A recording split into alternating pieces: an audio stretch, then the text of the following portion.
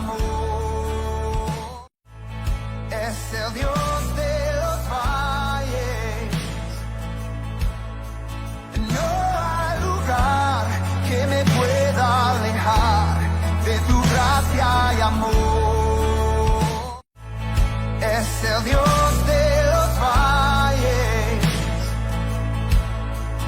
No hay lugar que me pueda alejar de tu gracia y amor. Es el Dios de los valles.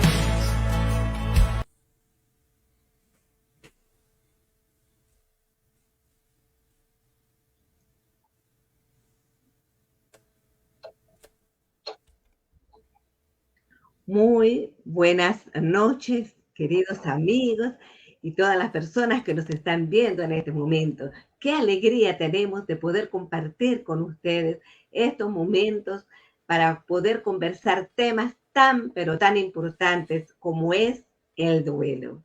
Muy bienvenidos a todos, así que apúrense para conectarse, avísele a sus amigos, a sus familias, a todas las personas para que podamos compartir este tema. Aquí presente tenemos a nuestra gran amiga Nadia Arias. Nadia es orientadora familiar, terapeuta de duelo, esposa y mamá de 2 hijas. Junto a su esposo, son pastores de la Alianza Cristiana y Misionera de Maipú. Su labor profesional la desempeña en el acompañamiento a personas en duelo y terapia de familia, terapia individual y de pareja. Así que tenemos una persona experta en este tema y creo que tiene tanta experiencia que puede compartir con nosotros. Por lo tanto, en este momento, sin más preámbulo, me gustaría poder darle bienvenida, querida Nadia. Aquí estamos contigo, junto con Elisa y Olaya, que somos partes del Ministerio de Gracias Sin Fronteras. Queremos ser un apoyo, queremos ser un aporte a la vida de todas las personas que nos están viendo y escuchando en este momento. Querida Nadia, según tu experiencia de tantos años que has tenido como terapeuta, ¿cómo nosotros podemos enfrentar el duelo? Hola, buenas noches, querida Marisol, Elisa, Olaya. Gracias por la invitación en primer lugar a esta jornada tan linda, tan especial, y estoy feliz de poder estar con ustedes y compartir también desde la experiencia, aspectos que también quizás están en el ámbito de lo teórico y también desde lo que yo he vivido a través de las pérdidas. Vamos aprendiendo. Todo es un aprendizaje en esta vida, y más aún tomados de la mano del Padre de toda consolación, como dice la palabra, quien nos consuela en todas nuestras tribulaciones, y también nos da la pauta, la palabra de Dios, cómo nosotros podemos consolar a otros. A veces decimos, esto no me puede estar pasando a mí, ¿verdad? Cuando enfrentamos un duelo, ya sea por una muerte repentina, ya sea por una muerte por algún ser querido que falleció en circunstancias de una enfermedad prolongada, etc. Siempre hay un estado como de negación que es parte del proceso del duelo, de la pérdida de un ser querido. Sin embargo, el duelo no solo se refiere a las pérdidas por muerte, ¿verdad? Por muerte de seres queridos, de amigos, de hermanos de iglesia, etcétera, sino hay duelos que nosotros hacemos también, o las personas hacen, por ejemplo, por la pérdida de un trabajo, el nido vacío, la pérdida de un matrimonio, el duelo migratorio. Nosotros hoy día en nuestro país tenemos un alto porcentaje de personas migrantes, por lo tanto ahí también hay un aspecto bien interesante y un espacio de contención a aquellas personas que dejan su país, se insertan en otra cultura, en fin. El duelo, el proceso del duelo, o la pérdida más bien, es transversal, afecta a la sociedad en general. Ahora, tú me preguntas, Marisol, ¿cómo nosotros podemos enfrentar la pérdida? Y la podemos enfrentar de una manera que a veces parece sencilla, pero a la vez es compleja. y la podemos enfrentar conociendo el proceso del duelo y enfrentando esas etapas, ¿verdad? Transitando por ahí, transitando. Y eso es un ejercicio también de la voluntad. Es un ejercicio que nosotros hacemos y a veces las personas no están en condiciones de hacerla porque la pérdida muchas veces es devastadora. Por lo tanto, hay síntomas, signos que las personas van sintiendo o a nivel corporal, a nivel cognitivo, a nivel conductual, por lo tanto, a nivel emocional, síntomas físicos. Pero qué importante es que nosotros podamos, para enfrentar esto, tenemos que transitar, ineludiblemente tenemos que transitar por ese espacio. Una cosa es conocer las etapas del proceso del duelo, que es el shock inicial, por ejemplo, la negación, que tiene características tales como no me puede estar pasando esto, quizás me llamaron por teléfono para darme una noticia de la muerte de un ser querido y se equivocaron, no era a mí quien tenía que... Entonces, se produce ese estado de negación, no me puede estar pasando esto, y muchas veces la persona sufre este embotamiento, una desorganización a nivel de sus pensamientos, en fin.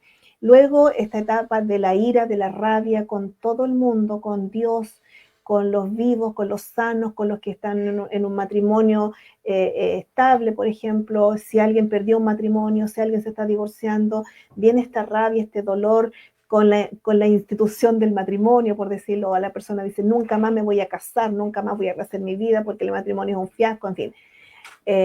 O a veces cuando está el nido vacío, este dolor que le produce a las personas que sus hijos se vayan de casa, porque es la ley de la vida, los hijos se van, pero llega un minuto en que también los padres comienzan a organizar sus vidas recién cuando los hijos salen del hogar. O también cuando hay situaciones de discapacidad en el entorno familiar. También se produce un duelo. Es importante recorrer este proceso del duelo cuando hay una persona discapacitada en el hogar, ya sea por una discapacidad de nacimiento o que se generó a través de alguna circunstancia específica y que no era esperable, por supuesto, y se produce también un proceso, una pérdida en este caso de un proyecto de vida, de un sueño, en fin. Y es necesario también enfrentar ese proceso del duelo. Si tú me preguntas cómo lo hacemos, lo podemos hacer en primer lugar enfrentando, transitando esas etapas del proceso del duelo. Por lo tanto, elaborar el proceso del duelo es un objetivo. Y importante, por supuesto, y el objetivo general, digamos, del proceso del duelo o de la vivencia de la pérdida es aprender a vivir con la ausencia. Y eso requiere de otros aspectos que podemos ir conversando en la medida que vamos avanzando en este programa. No sé si hay alguna pregunta que ustedes quieran hacer. Sí, me gustaría saber, por ejemplo, que nos dijeras cuáles son los procesos de duelo. ¿Cuáles? O sea, si se puede enumerar. Sí, claro, por supuesto, sí. La etapa, te refieres a las etapas, ¿verdad? A las etapas del proceso del duelo nos encontramos con el shock inicial, nos encontramos con la negación, la ira, la rabia, la culpa. Hay una etapa también ahí inserta que a mí siempre me gusta destacarla, que es la negociación. Y esta negociación la hace, por ejemplo, una persona que esté a punto ya de morir, de partir, ya sabe cuál va a ser su desenlace y viene esta negociación del moribundo, digamos, de esta persona que está partiendo, muriendo. Por ejemplo, pueden ser frases como en su relación con Dios, ¿verdad? De acuerdo a su fe. Dios mío, te pido que tú me ayudes para que yo pueda mantenerme firme, bien, hasta que mi nieto salga de cuarto medio, por ejemplo, o hasta que nazca la guagüita de mi hija, o hasta que podamos lograr tener nuestra casa, yo quiero morir y que ellos queden con su casa. Entonces, esta es una especie de negociación. Y a veces, el otro día lo estaba hablando con alguien más, nosotros, sin darnos cuenta, a veces negociamos con Dios. Entonces, y por el otro lado, dentro de este mismo proceso, se produce una negociación con aquellos que están bien, que están viendo cómo su ser querido está partiendo, o por ejemplo, si hubo un accidente trágico y la persona está grave en el hospital, la persona, los familiares, los seres queridos comienzan esta negociación. Te pido que si tú lo sanas, yo te prometo tal cosa. O es muy, muy clásico en las mandas, por ejemplo, que hay personas que si tú lo sanas, yo prometo ir cada fecha a tal parte, etcétera. Y dentro de nosotros también existe esto como seres humanos. Obviamente queremos retener a nuestros seres queridos, que no partan, que estén siempre con nosotros. Pero hay una cosa que es segura: nacemos y morimos. Eso no cambia, ¿verdad? Y algún día sí vamos a morir. Lo importante aquí también es, y aquí podemos aplicar también lo que la palabra de Dios nos enseña y cómo nosotros, de acuerdo a nuestras convicciones, podemos tener la seguridad en cuanto a la vida eterna, en cuanto a cuándo vamos a ver a nuestros seres queridos, etc. Entonces, estas etapas es importante conocerlas, Marisol, porque nos ayudan para que en un momento dado nosotros nos ubiquemos dónde estamos, en qué parte de este proceso estoy, dónde estoy yo. ¿Estoy en una etapa de negación, por ejemplo? ¿Estoy en una etapa de rabia? ¿Tengo rabia con todos? ¿Tengo rabia con Dios? ¿Tengo rabia con los sanos, los que están vivos, los que son felices? ¿Tengo culpa? Porque a veces la culpa carcome a la persona y surgen preguntas como o aseveraciones: no hice lo suficiente, yo soy responsable de esto, debí haberme dado cuenta antes, porque seguramente hubo manifestaciones de una enfermedad y yo no supe leer, yo no supe recibir el mensaje. Y esta etapa de la culpa a veces se prolonga en el tiempo, y ahí es donde, en estas dos etapas, más bien tres, lo que es culpa, ira, negación, depresión, que es una etapa también del duelo, la gente es importante que reciba ayuda cuando no logra insertarse o reorganizarse en la cotidianidad del día de la vida. Entonces es súper importante conocer estas etapas porque nos ayudan para que nosotros tengamos mayor funcionalidad y, por otro lado, a recorrer, a elaborar este proceso. Es decir, yo siempre lo grafico de la siguiente manera: como que nos montamos en cada etapa y vamos avanzando. El duelo no es lineal, por lo tanto avanzamos y en algún momento vamos a retroceder.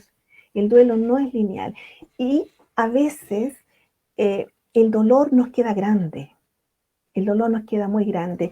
En época de pandemia, hace 2 años, mi mamá murió. Y fue dentro de toda la convulsión de la pandemia. Tuvimos que viajar fuera de Santiago, etc.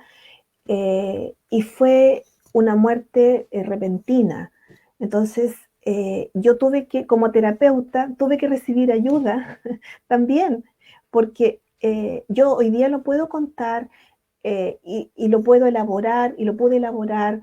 Y el otro día justamente estaba viendo las etapas del duelo y analizando en qué parte de ese proceso estoy. Y ya estoy en esta etapa de la reorganización, en donde ya mis pensamientos no están embotados, ya no hay una desorden a nivel de mis pensamientos, una desorganización. Entonces recibí ayuda y busqué ayuda porque sentí y evidencié que me quedaba muy grande el dolor.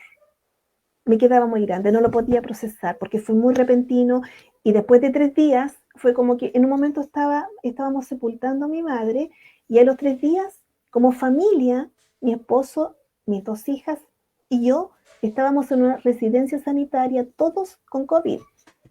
Entonces fue un duelo tras otro y fue muy difícil. Entonces, conocer estas etapas nos ayudan a nosotros para que podamos saber dónde estamos y cómo seguir avanzando. Me parece que lo que tú has dicho es muy, pero muy importante. El dolor nos queda grande. Esta es una frase que realmente no la había pensado, así como una frase muy, muy clara. Realmente yo también he vivido muchos duelos y la verdad que en este momento me ayuda mucho también poder ver lo que tú estás hablando en este momento. Fíjate que cuando una de mis hermanas murió de cáncer, otra persona dijo, ¿y para qué lloran? ¿Para qué lloran si saben que se fue al cielo? Pero recién se había fallecido, entonces eh, creo que eso es irreal también, es irreal para las personas dentro de las iglesias principalmente, piensan de que uno no debe de llorar porque uno ya sabe que se van al cielo y que nosotros tenemos fe, o si llorar fuera falta de fe, y eso no es real. Entonces me gustaría como dijera, por ejemplo, esa es una negación de la persona o porque uno lo siente como una agresión, porque uno está llorando en el momento, oye, se murió alguien que tú amabas, y de repente una persona llega y dice, ¿para qué lloras? Así como una agresión.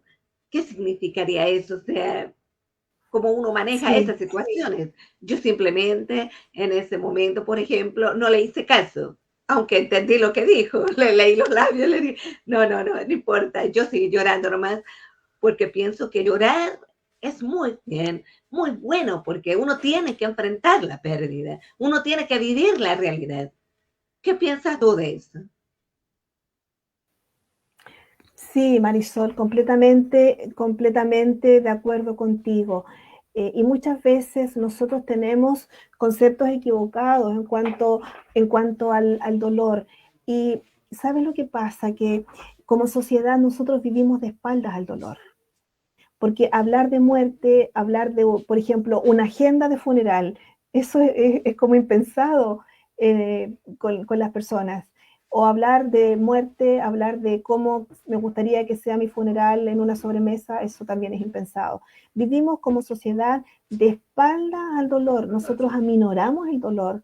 Entonces, y vivimos en una cultura negadora de la muerte. Si tú te fijas, a los cementerios hoy día se les dice parque, parques, a las salas, a los velatorios se les dice salas, a la muerte una ausencia o un viaje, muchas veces he visto escrito vuela alto a la persona que partió, en fin. Entonces, a veces sucede, Marisol, que en algunos casos, cuando nosotros nos vemos enfrentados a la muerte o una persona enfrenta a la muerte y nosotros tenemos que, o vamos a acompañar, también nos identificamos con aspectos personales. Por lo tanto, al querer mitigar el dolor de otros, decimos cosas como esta, no llores, y oye, si está con el Señor, tú sabes que está con Dios, está en un lugar mejor que nosotros. Pero sí, nosotros lo podemos entender desde lo teológico, ¿verdad? Y eso es un análisis que tiene otro tema, que de otro espacio. Pero ¿qué hago con mi dolor? ¿Qué hago con mi sufrimiento? Y ahí ineludiblemente yo tengo que acudir al patrón bíblico y tengo que pensar en Jesús. Jesús lloró por la muerte de su amigo Lázaro, siendo Dios y sabiendo lo que iba a pasar 4 días después. Sabiendo lo que iba a pasar, sabiendo lo que iba a suceder. Él llegó 4 días tarde, pero sabiendo lo que iba a pasar, siendo Dios mismo, lloró.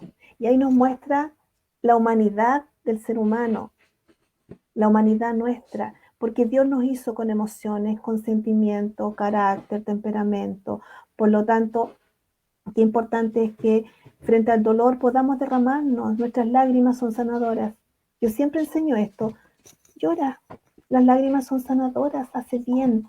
¿Qué nos pasa cuando lloramos por alguna situación X? Nos sentimos aliviados. ¿Cuánto más cuando perdemos un ser querido o perdemos algo significativo en nuestra vida, nos hace tan bien llorar? Entonces, ¿qué decirle a alguien que perdió un ser querido? Y muchas veces, perdón lo coloquial que voy a decirlo, Marisol, pero muchas veces damos con la Biblia encima, el bibliazo, mira, la palabra dice tal cosa, aférrate a ese versículo. Sí, lo sé, tengo la convicción, está con Dios, yo sé que está en un lugar mejor, tengo la esperanza que un día lo voy a ver, pero ¿qué hago en este espacio del dolor? ¿Cómo me reconforto? Por lo tanto, hay algunos aspectos que son importantes para considerar, por ejemplo, el acompañamiento es básico para las personas que están atravesando un proceso de duelo, porque al enfrentarse a la pérdida, hay aspectos que, como yo dije hace un momento, eh, van a manifestarse, habrá signos y síntomas que van a manifestarse en las personas, por ejemplo, los síntomas emocionales, la tristeza, con o sin lágrimas. Porque ahí viene otro aspecto también, que a veces juzgamos porque no tiene lágrimas o porque llora mucho, ¿verdad? Si no tiene lágrimas, oye, ni sintió la muerte de su ser querido, pero no necesariamente va a llorar en ese momento, quizás lo va a hacer en otro espacio.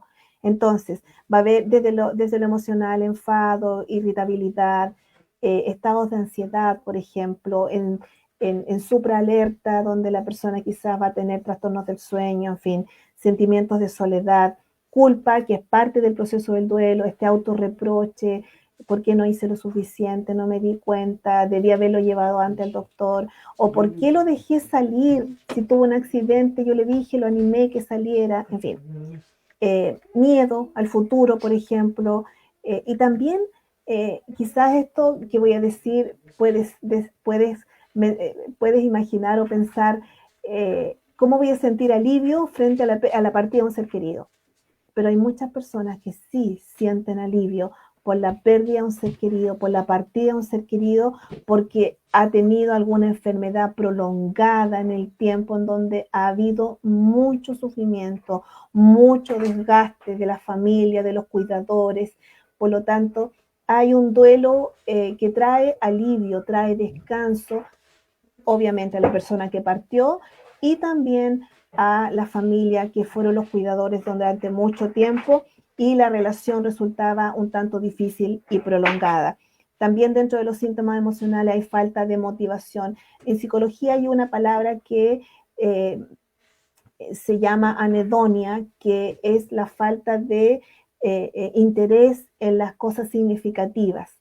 Entonces, dentro de los aspectos emocionales está este síntoma de la falta de motivación. En los síntomas físicos, la falta de energía, hay debilidad muscular, opresión en el pecho, opresión en la garganta, por ejemplo.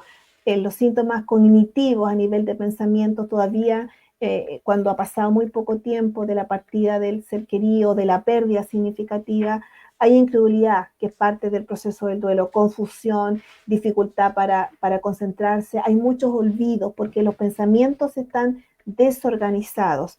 Y por otro lado, en los síntomas conductuales, la pérdida de apetito, trastornos alimenticios, trastornos del sueño también, que son parte de este proceso de aislamiento social, insomnio, dolor de cabeza y en algunos casos también el abuso de alcohol y drogas respecto a los síntomas conductuales.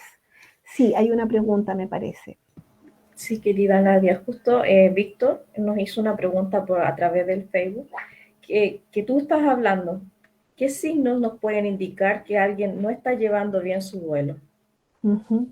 Sí, gracias. Es muy buena pregunta esta también, Víctor, porque cuando el proceso del duelo tiene etapas como las que yo mencioné anteriormente y una persona puede transitar por ellas y hay un tiempo esperable. Hay teóricos que dicen que la persona siempre va a extrañar a su ser querido. Sí, siempre lo vamos a extrañar. Pero hay otros que dicen que el duelo tiene un tiempo de inicio y un tiempo de fin. Yo me inclino más por resignificar a nuestros seres queridos en un espacio especial en donde nosotros después de un tiempo, la persona que ha perdido, por ejemplo, un esposo o una esposa, después de un tiempo determinado puede rehacer su vida. Ahora, cuando una persona no logra reinsertarse en sus actividades de la cotidianeidad, de la vida diaria, por ejemplo, no puede volver a trabajar porque tiene un trastorno de estrés postraumático de acuerdo a cómo fue el momento de la pérdida, en fin, un accidente, que falleció algún ser querido, en fin, hay un trastorno o un estrés postraumático que no le permite volver a la cotidianeidad. Entonces ahí sí necesita recibir ayuda de un especialista que lo controle por algún tiempo determinado hasta que pueda volver y rehacer su vida. ¿Sí? Muy bien. Creo que es muy, muy buena las preguntas que se hicieron. En realidad uno como que creo que no se termina el duelo, o sea, uno comienza un duelo, como tú dices, hay una resignación, que es, por ejemplo, si hay una persona que muere en un accidente, por ejemplo, un hijo, el padre, la madre, nunca van a, a deshacerse de ese dolor porque es su hijo, ¿verdad? Pero hay una resignación de ese dolor, una cosa Sí, podemos como, hablar de la resignificación, podemos hablar de la resignificación, cómo yo, en qué parte de mi vida ubico a esa persona, porque sin lugar a dudas tengo que seguir viviendo, porque, y concentrarme también en otros aspectos de mi vida, en los vivos, podríamos decir, en los que están a mi lado. A veces esposo, otros hijos, o si no está el esposo, están los hijos. Y después de un tiempo, yo siempre hablo de espacios de tiempo y me gusta mucho enfatizar en que nosotros, cuando perdemos algo o a alguien, debemos ser muy considerados con nosotros mismos, porque a veces somos lapidarios con nosotros mismos y permitirnos estar de duelo y no vivir nuestras pérdidas de acuerdo a lo que otros nos indiquen. No, si tienes que hacerlo así, tienes que hacerlo así, tienes que ir aquí, tienes que ir allá, en fin, vivir de acuerdo a nuestro ritmo. Y también me encanta poder decir a las personas, vive un día a la vez. Vive un día a la vez. Y ahí podemos ir a la Biblia nuevamente cuando nos muestra y nos dice que no nos afanemos por el día de mañana, porque cada día tiene su propio afán. Y seguramente mañana vas a tener que enfrentar algo más. Pero a veces vienen estos pensamientos anticipados que nos torturan. Nos torturan. Entonces, ¿qué pasa si mañana voy y salgo a la calle y a mí me pasa algo? ¿Qué pasa si no logro conseguir esto? ¿Qué pasa? Y nos llenamos de pensamientos anticipatorios, especialmente, como yo siempre digo, en las madrugadas, que no nos dejan dormir y nos roban la paz y nos roban en la tranquilidad y nos merman en las energías. Entonces, qué importante es que podamos vivir un día a la vez.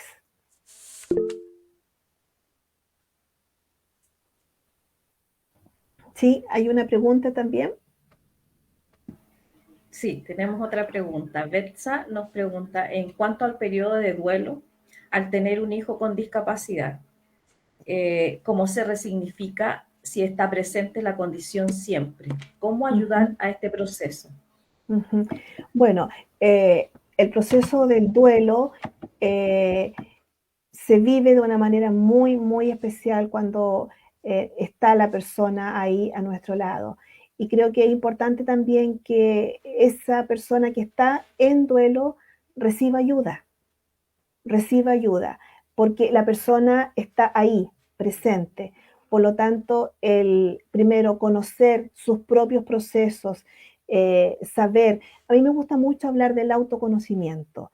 Así como hablamos del autocuidado, me gusta hablar del autoconocimiento, conocer mis emociones, cómo estoy reaccionando y cómo estoy atravesando este proceso de duelo, en qué etapa estoy estancada, a lo mejor en la rabia, en la culpa, y son dos etapas que están como muy juntitas y en este contexto de la pregunta que está haciendo esta persona, que la verdad que es muy importante, muy interesante, creo que es importante primero recibir ayuda y en segundo lugar conocer mis emociones, qué estoy sintiendo, qué está pasando por mis pensamientos, qué está pasando por mi corazón y cómo está mi relación con esa persona discapacitada eh, y cómo yo lo estoy enfrentando. El tema es cómo yo enfrento esto, porque quizás, y es muy probable que la persona discapacitada no se dé cuenta de la realidad, ¿verdad? En algunos contextos sí, pero en otros no. Por lo tanto, es esa persona que está ahí al lado la que necesita recibir la contención, el apoyo y hay algo que lo dije hace un momento, el acompañamiento. Y ese acompañamiento es un acompañamiento que no es directivo, no es tú tienes que hacer tal cosa. Muchas veces es escuchar, muchas veces es consolar, muchas veces es, como siempre digo, poner una oreja bien grande, poner un hombro bien ancho para que se pueda apoyar, porque va a querer repetir lo que le sucedió muchas veces hasta que eso drene, hasta que logre tener la tranquilidad y logre la reconciliación con Dios, con ella misma y con la persona que está al lado. Porque muchas veces se responsabiliza a esa persona, pero soy responsable yo de lo que estoy sintiendo, de lo que estoy pensando, de eso soy responsable y no puedo hacer una transferencia a otra persona de esas emociones y sentimientos. Por eso es importante conocer estas etapas, conocerme a mí misma y saber a través del acompañamiento, de la búsqueda de ayuda, que puedo drenar mis emociones, puedo llorar, puedo cuestionar, puedo gritar, puedo pedir ayuda, porque ahí está también la mano de Dios extendida para traer consuelo, traer paz y traer lo que nosotros muchas veces necesitamos, que es esa paz interior que nos describe la palabra. Tengo más preguntas. Víctor dice que con su esposa, dice, vivimos un proceso de duelo cuando recibimos el diagnóstico de TEA para nuestro hijo. ¿Cómo podemos apoyar a otras personas que pasen por una situación similar? Un diagnóstico, una discapacidad repentina, una enfermedad. Sí, gracias. Súper interesante pregunta también. Yo, la verdad, con TEA, el diagnóstico de TEA no me manejo en esa área, no es mi competencia, pero sí, ¿cómo puedes tú acompañar a otros? Creo que la experiencia que nosotros podemos tener de cómo recibimos un diagnóstico, por ejemplo, qué hicimos, quiénes nos ayudaron, cómo lo vivimos, cuáles fueron las emociones, cuáles fueron las... perdón, algo pasó aquí, discúlpenme.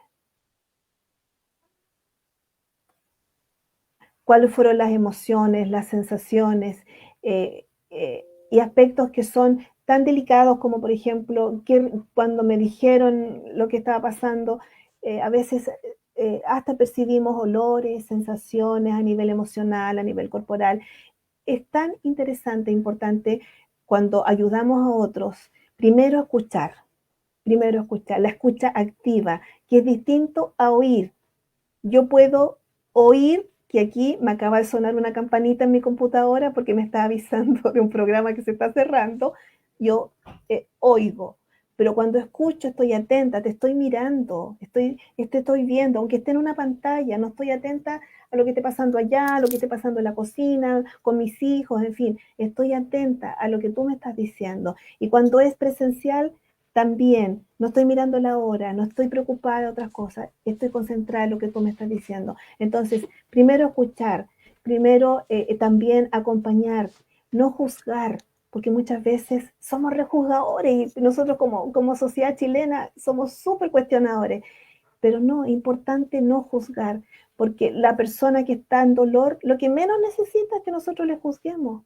Al contrario, que le acompañemos, que estemos ahí, que tengamos nuestra oreja bien grande, los hombros grandes, porque necesita ese apoyo. Entonces, la experiencia de estas personas que este matrimonio que hizo la pregunta es tan importante para otros, porque estos diagnósticos muchas veces asustan. Cualquier diagnóstico que a veces tiene palabras, los informes tienen palabras rimbombantes que a veces suenan grandes y nos quedan grandes. Yo siempre digo esto, los diagnósticos muchas veces nos quedan grandes, el dolor nos queda grande. Entonces es importante aterrizar esto, drenar las emociones y la experiencia de otros ayuda muchísimo para que encaminarles, saber que esto tiene solución, que puedes sentir compañeros de viaje. Y saben que cuando nosotros encontramos a personas que están viviendo lo mismo, nos podemos acompañar y podemos salir adelante. Acompañados es mejor. Así es. Betsa agradece la respuesta, buenísima respuesta, dice, y dirección. Muchas gracias.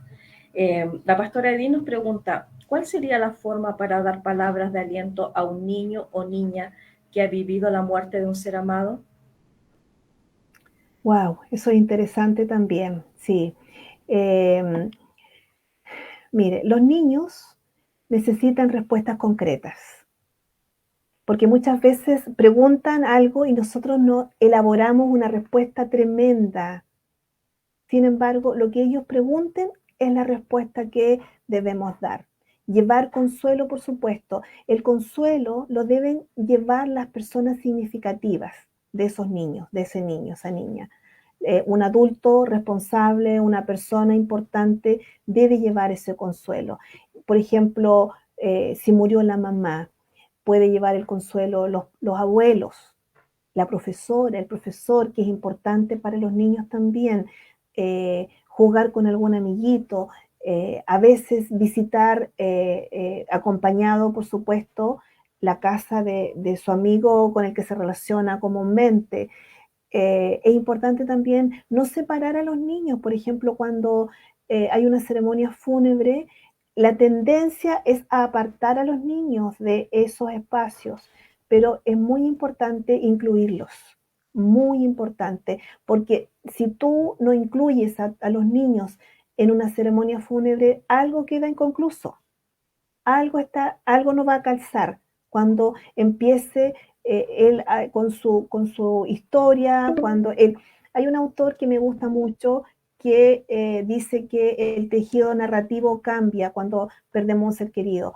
Por lo tanto, ese tejido narrativo de ese niño, si no vive en esta etapa, en esta ceremonia, por ejemplo, no va a contarse, no va a relatarse de la misma manera. Por lo tanto, el llevar consuelo, esperanza, es a través de las personas significativas y las respuestas concretas de acuerdo a la edad de los niños también.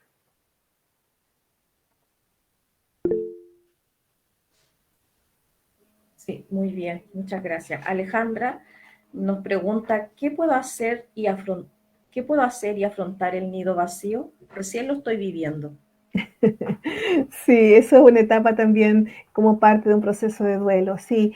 Bueno, enfrentar el nido vacío nos lleva a reflexionar también en nuestra propia vida, porque los hijos son herencia, son una herencia que debemos dejar partir. A mí también me cuesta. Tengo mi hija hace 2 años fuera de casa. ¡Ay, qué sufrí! Bueno, es importante también, a ver, ¿qué me está pasando? Esto del autoconocimiento, vuelvo a esto. ¿Qué estoy sintiendo? Y importante también el relacionarnos con otros. Lo que dejaste de hacer quizás por mucho tiempo, hazlo hoy día. Eh, quizás visitar otros lugares, compartir con la familia. Y también si estás casada, replantear tu relación. ¿Cómo estoy con mi esposo hoy día? Dejamos de hacer nuestra vida por nuestros hijos, nos postergamos, hoy día es nuestro tiempo, en fin. Ahora, validar también tu dolor, eso es súper importante, y verbalizarlo, conversalo con alguien, conversalo y si vas a una iglesia, con tus líderes, una persona que te pueda escuchar, orar contigo, drena las emociones y ponle nombre, no temas ponerle nombre, la extraño, lo echo de menos, se lo llevó o se la llevó y está haciendo su vida por otro lado, en fin. Y lo mismo cuando muere un ser querido, no tengan temor a hablar de se murió, cuando falleció, porque a veces disfrazamos las palabras y eso a veces ralentiza el proceso del duelo o la elaboración del proceso del duelo más bien. Pero es importante poner nombre a nuestras emociones, especialmente cuando se han ido los hijos y nos queda esa ausencia que no la podemos llenar con nada, lo entiendo perfectamente. Sin embargo, también es el momento de levantarnos y mirar el horizonte. Señor, ¿qué quieres para mí de hoy en adelante también? Sin dejar de verbalizar y sin dejar de validar lo que nos sucede.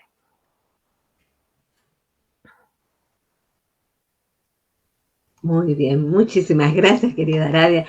Han sido preguntas muy interesantes, respuestas excelentes y creo que hay muchas, pero muchas preguntas. Quizás todas las personas que nos están viendo y las que verán este video, este programa, también tendrán preguntas. queremos decirle que Gracias Sin Fronteras tiene proyectado hacer también algunas reuniones presenciales y querida Nadia, estarás invitada. Ay, muchas gracias. Así que nosotros contamos contigo. Es un tema muy, pero muy profundo y muy interesante. Sabemos que es un tiempo limitado como para responder tantas cosas, pero todo lo que nos has dicho es muy profundo y te agradecemos mucho, mucho todo lo que nos has explicado.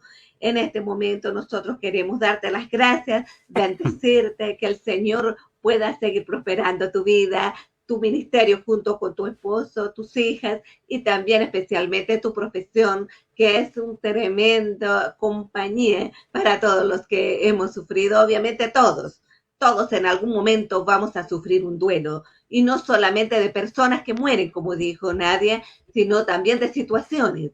Puede morir una parte de nuestro cuerpo, puede morir una relación, puede morir sueños, trabajos, etcétera, muchas cosas. Por lo tanto, debemos de trabajar nuestro duelo.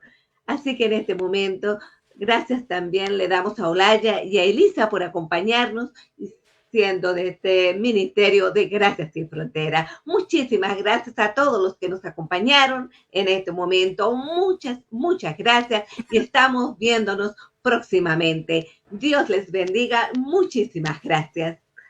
Un abrazo a cada uno. Buenas noches. Muchas gracias a Richard también, que ha sido nuestro gran ayuda tecnológica y él siempre nos apoya. Así que Richard está detrás de cámara, pero es excelente amigo y compañero también. Muchísimas gracias, Richard, y un abrazo a todos de parte de Gracias Sin Fronteras. Muchas gracias.